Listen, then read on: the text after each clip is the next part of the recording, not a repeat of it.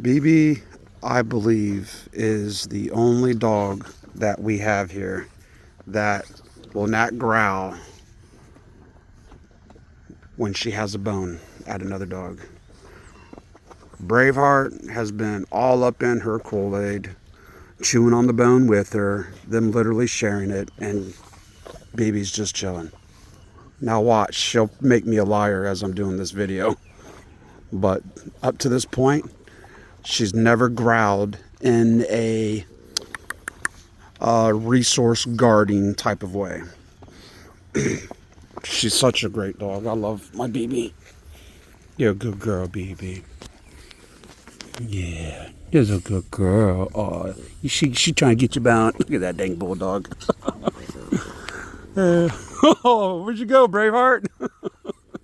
Braveheart, leave her alone. Braveheart. Braveheart. Look at this.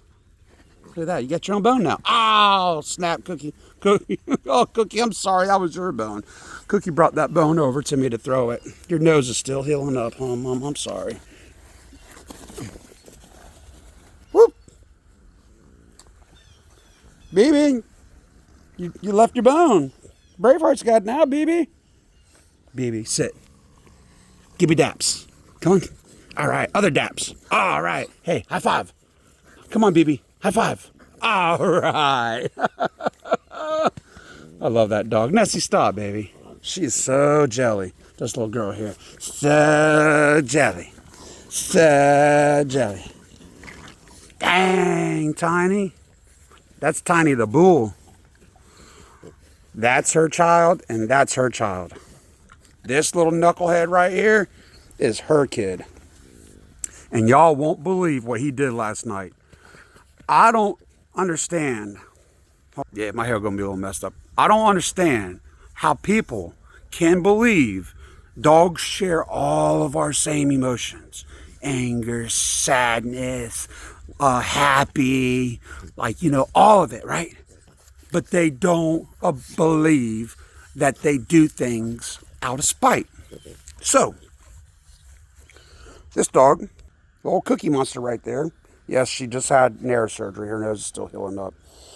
She started to have little problems with it. So, anyways, this girl, we just had her spayed. She had one litter and that's it because she had complications. So I didn't want to take a chance again. Big financial loss, but that's a whole nother topic. Dogs come first. Their health comes first. So this one, she does things out of spite when she was younger.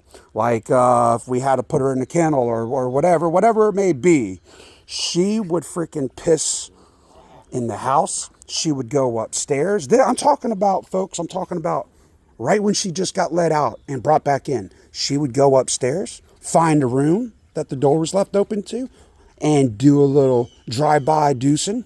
She would drop a deuce and then she'd get out of there. And I would find her little presents. So she did things out of spite. Can't tell me anything different. So, go figure. That little dude there, her son, Alfie. Hey, bub. Alpha, we're talking about you. He's like, sucker, I'm chewing on a bone. Leave me alone. Her son right here, guess what? He loves sleeping in the bed at night. But my wife, we have our big American bully. He's 70 pounds. And he's the worst bed sleeper. He freaking sleeps on top of the covers. Like, he sleeps right up against you. He's the worst. He wants to get in between my wife and I and snuggle. He's just the absolute worst bed dog. Well, he's pushing 8 years old. He's slept in the bed every single night for his whole life. There's no negotiating with him. He's in the bed. So we can't have all these dogs in the bed, right? So we'll let another one come in for a few nights and then we'll rotate the dogs. Cookie, she's the best bed sleeper in the world. She freaking will lay by your feet. She freaking doesn't get on top of the covers. She doesn't bother you. She's the absolute best. She's terrible. Tiny's terrible. And these little puppies, they're not in the bed yet because they still like to piss in the bed from time to time. So, he's a good bed sleeper. He'll sleep down by the feet and in between my lap when I'm laying on my back. But we put him in the crate. Guess what he does now? He pees and poops in the crate. But guess what? When he's in the bed with us, he doesn't get up and pee on the floor or poop on the floor He holds it all night long. So I did an experiment. Put him in the bed, no accidents. I put him in the crate, pees and poops in the crate. Well, guess what he did last night? My smelling's gone. I don't know if I had caught COVID. I didn't feel sick. Besides, I had some green stuff coming out of my sinuses. But my smelling's gone. It is gone. I can't smell nothing. Nothing. It's a good thing, because my wife, she farts a lot at night. But boy, I call it the paint pillar, because that man should be peeling paint off the wall. So I couldn't smell nothing, right? Look, dude, he's been, last couple nights, he's been pooping in the freaking crate and doing his thing. Guess what he did last night? That little dude right there backed it up, and he took left a big pile of poop on the side of his mama. She was laying on her side, passed out. She had a big pile of poop in this area of her body, just sitting there. She had no idea. My wife woke me up. Who else can relate to this? But when I get woke up, I'm like, like how you have that fight or flight response? Well, I have a fight response. And I freaking feel like, I don't know what's going on when I first get woke up, but I get startled extremely. And I think the house is on fire. Somebody's breaking in the house. Something really bad's happening, and I get freaked out, and it upsets me when I get freaked out, especially when I find out what I'm getting freaked out about. Well, when I woke up and I got to that crate, because Suzanne woke me up because she smelled something. I saw, hey, y'all, big old pile of poop on the side of my dog. She didn't even know. I sat there and I yelled at them all to stay. I said, stay, don't move. And she laid there. I opened up the crate. Tiny, don't you do that. I opened up the crate. I freaking grabbed that big old pile off of her. There was another pile next to her. So I've never in my life seen a dog poop on another dog. I've heard stories about it, and you see stuff online or whatever. But in my own personal life, Shaladabasi, I've never seen a dog back it up. They like fucking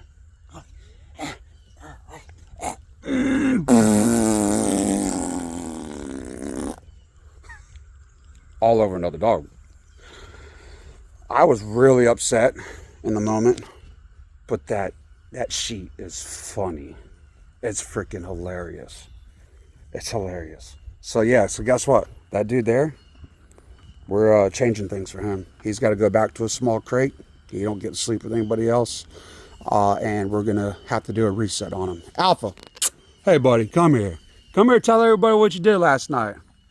Huh? And then when you punish him, he's the biggest freaking crybaby in the world. Aren't you, buddy? You freak out. You're a little sissy. You go, wow, wow, wow. Oh my God, I'm such a big old crybaby. But how can you not love this guy? He's our first boy for our program that I produced. I always said that, if we're going to have a stud for our program, that I'm going to produce our own stud. And so that's what it is. And the main reason why I did it, her first litter, it was a one and done. And which is why his name's Alpha, his brother's name's Omega, the beginning and the end. It was quite fitting. And what happened was, the third puppy, there was 3 boys. The other puppy, we named him Spot. He was going to be a Merle. Well, he was a Merle. The umbilical cord became detached, and it was the morning of the planned C-section. I had to have her there at the frickin' place at 8 o'clock. She started bleeding out at frickin' 4:30, 5 o'clock in the morning. Rushed her to the emergency vet. Frickin' her heart stopped on the operating table. They got her heart back going again, and the 2 pups survived. Him and his brother Alpha and Omega, another blue and tan just like him. But Spot, he didn't make it. He actually died in my hands on the way home. They they said we can euthanize him here, but the way my brain works, it's like, well, what if?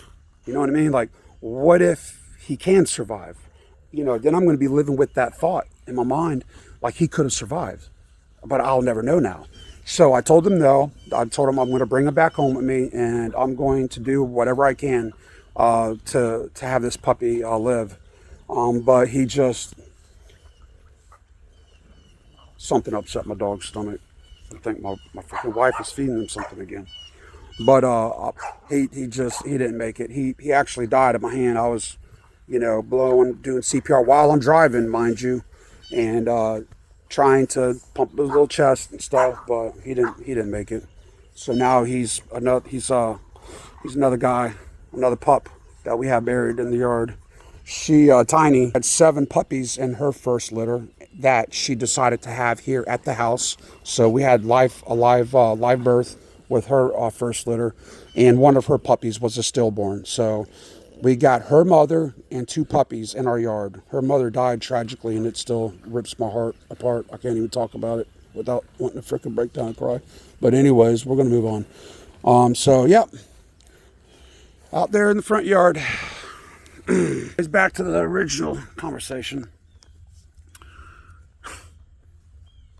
That's freaking jacked up, man. Could you imagine getting crapped on by your son? It's just crazy. All right, I'm getting out of here. These dang dogs. I gotta tend to these dogs. But always remember. Wait, where are we at? Here we go. Here at Bayou Bulls NOLA, we love you guys. No matter if you agree with anything or not, we love you. We care about you. We want to see you succeed. And always, always, always remember, Yahweh loves you. Yeshua died for you. You have purpose and you matter. With that being said, deuces.